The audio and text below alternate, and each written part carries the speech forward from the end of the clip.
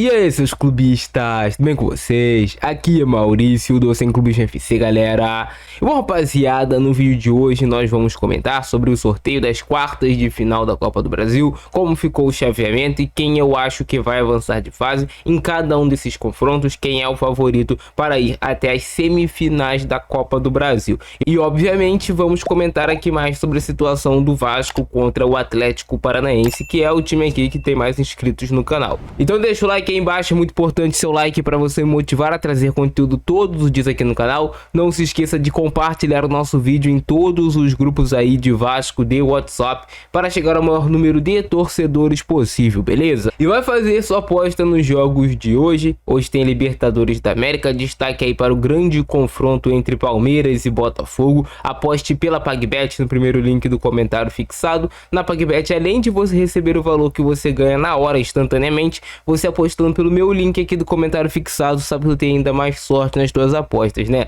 Show? Bora pro vídeo. Então, galera, estamos aqui com os confrontos dessa próxima fase da Copa do Brasil, as quartas de final. O primeiro confronto é entre Vasco e Atlético Paranaense. Primeiro jogo em São Januário, o segundo jogo será na Liga Arena, lá na casa do Atlético Paranaense. Vasco versus Atlético Paranaense. Eu vi muitos torcedores do Atlético Paranaense comemorando pelo fato de terem pego o Vasco. O Vasco não vence o Atlético Paranaense lá na casa deles desde 2007, mas a gente sabe que futebol é uma caixinha de surpresas. Hoje, você pegando o time do Vasco e o time do Atlético Paranaense, com todo respeito, eu não vejo muita diferença de elenco. Inclusive, eu vejo o Vasco com mais talento individual para resolver as partidas do que o Atlético Paranaense. Se você pegar o confronto do Campeonato Brasileiro, o Vasco jogou praticamente o jogo todo com um homem a menos, sofreu muito lá, é claro, na casa do Atlético Paranaense, mas perdeu o jogo somente por 1-0 e ainda teve um lance bem discutível em relação à arbitragem que prejudicou o Vasco no segundo tempo, que o Vasco poderia ter empatado o confronto. Então não é um confronto que eu vejo esse favoritismo todo que estão colocando para o Atlético Paranaense. Nas últimas temporadas, o Atlético Paranaense tem sido mais consistente do que o Vasco, tem chegado mais forte na Copa do Brasil, em competições internacionais também. Tem feito campeonatos brasileiros melhores do que os campeonatos brasileiros que o Vasco vem fazendo ultimamente, mas eu não vejo essa diferença de Vasco para Atlético Paranaense. Você pegando os dois times, colocando lado a lado no papel, eu não vejo o time do Atlético Paranaense esse absurdo de mais forte do que o time do Vasco de maneira alguma. Não vejo. Também, se você pegar e analisar que no Campeonato Brasileiro passado, Vasco e Atlético Paranaense terminaram empatados lá na Liga Arena, é completamente possível sim do Vasco se classificar nesse confronto. Se o Vasco conseguir fazer o seu papel jogando dentro de casa, dentro de São Januário, que é sair vencedor do primeiro jogo, o Vasco tem sim total condições de ir lá e fazer um jogo competente e sair com a classificação. Eu não vejo esse favoritismo todo para o Atlético Paranaense. Claro, são um pouco favoritos sim pelo histórico recente deles, que vem fazendo campanhas melhores do que o Vasco. Mas se o Vasco estiver com seu time ali completo que eu digo com o Payet, com seus jogadores principais à disposição, e não tiver o Léo Pelé fazendo besteira na parte defensiva, o Vasco pode sim sair classificado desse confronto. Quando você chega nas quartas de final de Copa do Brasil, tudo pode acontecer. O Vasco tá aí a 2 passos de chegar à final e ser campeão. Quartas de final, semifinal, chegou na final e aí você pode ser campeão, sim. Eu não vejo o impossível. Então esse confronto tem um equilíbrio. O Atlético Paranaense pode ser ligeiramente favorito, mas eu vejo o Vasco com mais talento individual para resolver esse confronto. O Vasco tem jogadores mais talentosos para fazerem a diferença do que o Atlético Paranaense. E é um jogo equilibrado, tá tudo em aberto. Inclusive, os dois vão jogar agora no Campeonato Brasileiro. Segunda-feira vai ser até interessante para a gente medir um pouco de como vai ser esse confronto quando for pela Copa do Brasil. É óbvio que na Copa do Brasil, um jogo de caráter eliminatório, 2 jogos, um dentro e um fora de casa, o jogo é diferente.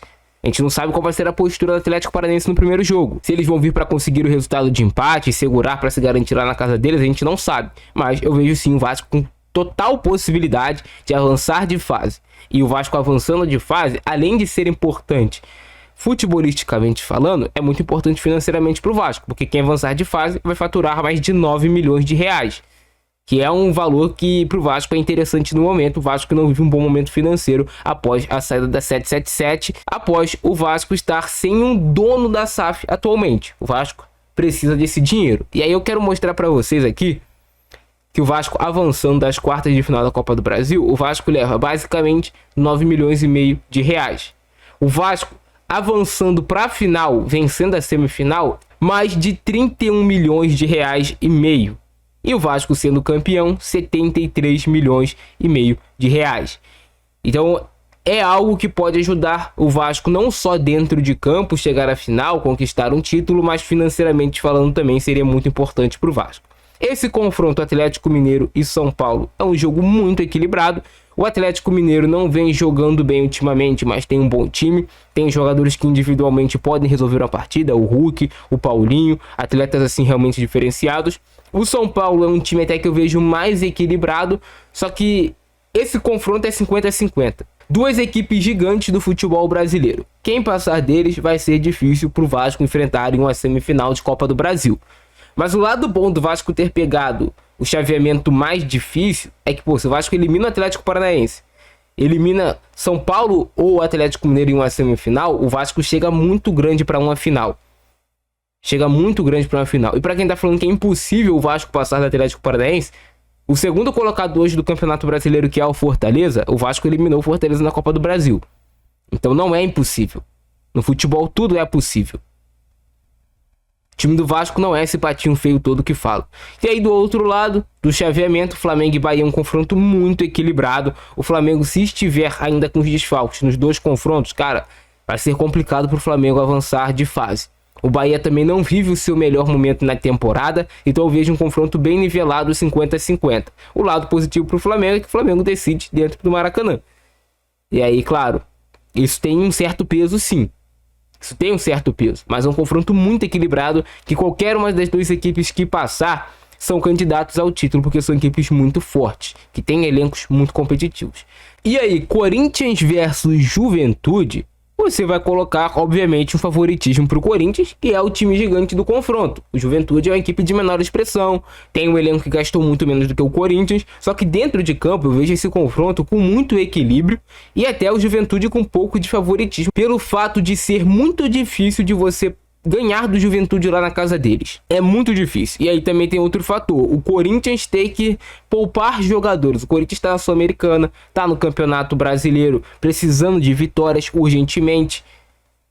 E aí tá também na Copa do Brasil. Pela camisa o Corinthians é favorito, mas dentro de campo talvez tenha um pequeno favoritismo sim para o Juventude avançar a uma semifinal de Copa do Brasil. O que eu queria? Eu queria uma final Vasco e Flamengo, irmão, na Copa do Brasil. Essa final ia parar não só o Rio de Janeiro, mas o Brasil todo. Então espero que vocês tenham entendido.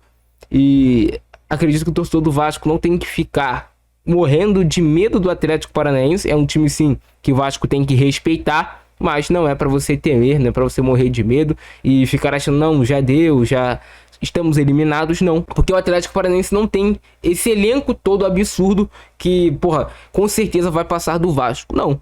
Um pequeno favoritismo para eles, tudo bem, pode deixar o favoritismo para eles, mas o Vasco fica com a humildade sempre. E é isso, rapaziada. Comenta embaixo a opinião de vocês sobre esses confrontos, quem você acha que vai passar.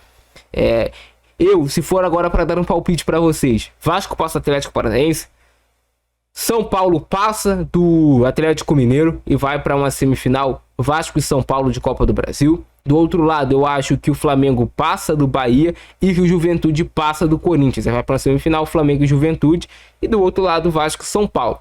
O chaveamento do Vasco é mais difícil, mas por uma semifinal de Copa do Brasil, dois gigantes, Vasco e São Paulo. São Paulo atual campeão da Copa do Brasil.